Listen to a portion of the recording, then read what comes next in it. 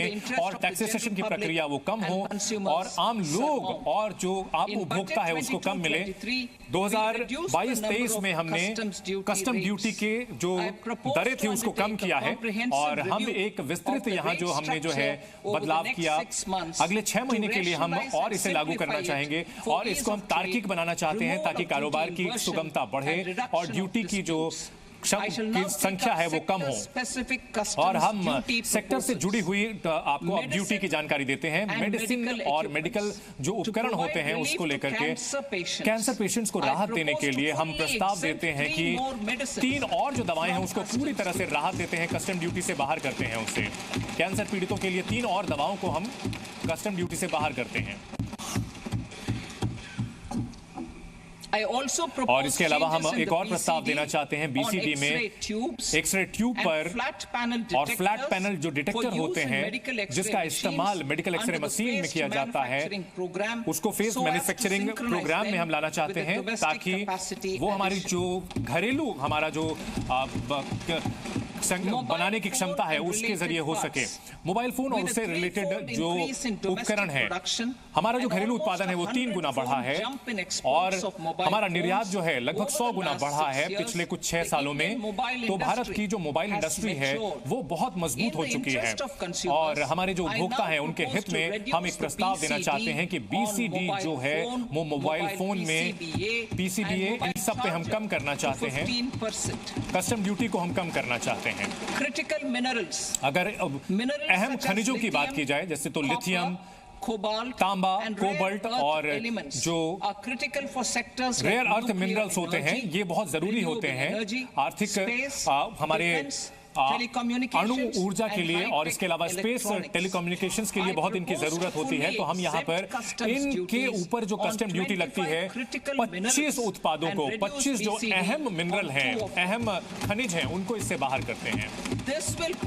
इससे ये इस कदम से हमारी जो प्रसंस्करण और जो ऐसे उत्पादों की जो प्रसंस्करण यूनिट है उनको फायदा मिलेगा और इसके अलावा जो रणनीतिक तौर पर हमारे अहम क्षेत्र हैं उनको भी फायदा मिलेगा। सौर ऊर्जा की अगर हम बात करें तो जो ऊर्जा के क्षेत्र में बहुत बदलाव करना होगा ताकि हम जो जलवायु परिवर्तन है उससे निपट सकें और इस क्षेत्र में हम आगे बढ़ना चाहते हैं। और जो कैपिटल गुड्स होते हैं यानी कि जो उत्पाद के लिए इस्तेमाल होने वाले जो निर्माण के लिए उत्पाद हैं उनको हम छूट देंगे। हमारी जो घरेलू डोमेस्टिक इंडस्ट्री है वो काफी मजबूत हो चुकी है। I propose not to extend the exemption of custom duties provided to them. तो इसके अलावा जो कस्टम ड्यूटी अब तक दी जा रही थी वो अब बंद की जा रही है। मरीन प्रोडक्ट्स की अगर हम बात की जाए तो जो समुद्री जो भोजन होता है वो लगातार बढ़ता गया है और 60,000 करोड़ रुपए का ये बन चुका है। झींगे का जो निर्यात होता है ये इसका 2/3 हिस्सा है और इसमें जो प्रतिस्पर्धा है वो आगे बढ़ सके इसके लिए हम कुछ कस्टम ड्यूटी का हम प्रस्ताव देते हैं जिसमें अलग अलग उत्पाद हैं इनको हम 5% करने का प्रस्ताव देते हैं। और तो झींगे और मछली का जो उत्पादन होता है इसमें भी हम कस्टम ड्यूटी की बात कर रहे हैं। चमड़े के लिए चमड़ा और जो टेक्सटाइल उद्योग है इसके लिए हम जो कस्टम ड्यूटी है उसको कम करना चाहते हैं। तो यहाँ पर डक और गूस के जरिए जो उत्पाद आता है उसमें हम कस्टम ड्यूटी घटा रहे हैं। तो चमड़े से जुड़े हुए जो उत्पाद हैं उनका निर्यात इससे बेहतर हो सकेगा।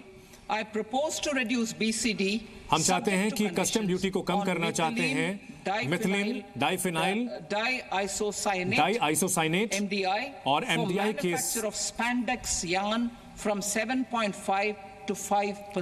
हम 7.5% से घटाकर 5% ड्यूटी कर रहे हैं ताकि जो है जवाबी हमें कस्टम ड्यूटी का सामना ना करना पड़े। इसके अलावा चमड़े पर जो टैक्स लग रहा है उसको भी हम तार्किक करना चाहेंगे।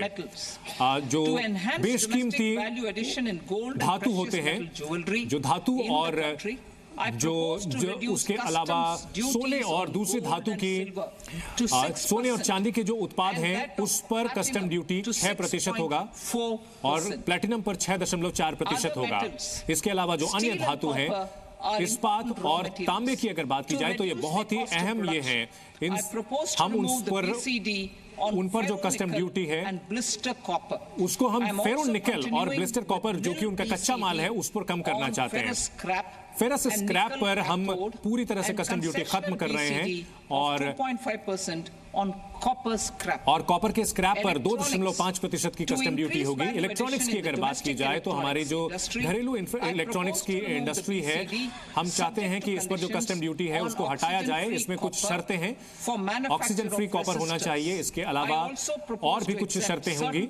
हम इसके अलावा कुछ और भी जो कनेक्टर हैं उसके निर्माण के लिए जो केमिकल और पेट्रोकेमिकल हैं, हम चाहते हैं कि पाइपलाइन में जो सुविधाएं हैं उसको हम मजबूत करें। इसके लिए हम अमोनियम नाइट्रेट पर कस्टम ड्यूटी की बात कर रहे हैं और इसे 7.5% से बढ़ाकर 10% किया जा रहा है। प्लास्टिक की अगर बात की जाए तो पीवीसी फ्लैक्स बैनर ये जैविक तौर पर जो है बहुत खतरनाक होता है और पर्यावरण के लिए खतरनाक होता है और इसका जो आयात है वो कम हो सके, हम इसके लिए इस पर जो टैक्स है 10 से बढ़ाकर 25% कर रहे हैं। टेलीकम्युनिकेशन के जो उपकरण हैं उसको लेकर अगर बात करें तो हम जो हमारे जो घरेलू उत्पादक हैं उनको उसके लिए हम कस्टम ड्यूटी को बढ़ा रहे हैं, उसे 10 से बढ़ाकर के 15% कर रहे हैं। खास तौर पर जो टेलीकॉम और उससे जुड़े हुए जो उपकरण हैं, हम कारोबार को बेहतर करना चाहते हैं। हम जो घरेलू एविएशन और एमआरओ को बढ़ावा देना चाहते हैं। इसके लिए हम जो पहले से imported for repairs from 6 months to 1 year, हम इसके लिए जो स्कीम चल रही थी उसको आगे बढ़ाना चाहते हैं। डोमेस्टिक एविएशन, बोट और शिप मेंटेनेंस जो रिपेयर की जो प्रक्रिया होती है, हम इसके लिए जो समय सीमा थी वो उसको बढ़ा रहे हैं। From 6 months ये to 1 year, 6 महीने से बढ़ाकर इसे 12 महीने किया जा रहा है।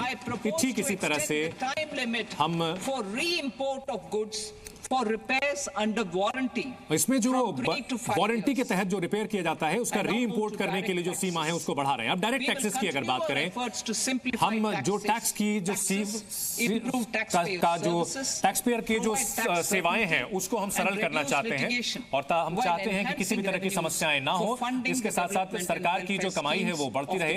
इसके अलावा सरकार की जो जन कल्याण योजनाएं हैं वो भी आप बढ़ते रहे। हमारा लगातार ये प्रयास रहा है कि टैक्सीकरण की प्रक्रिया को सरल बनाया जाए। हमने पिछले कई सालों में ये कदम उठाए हैं।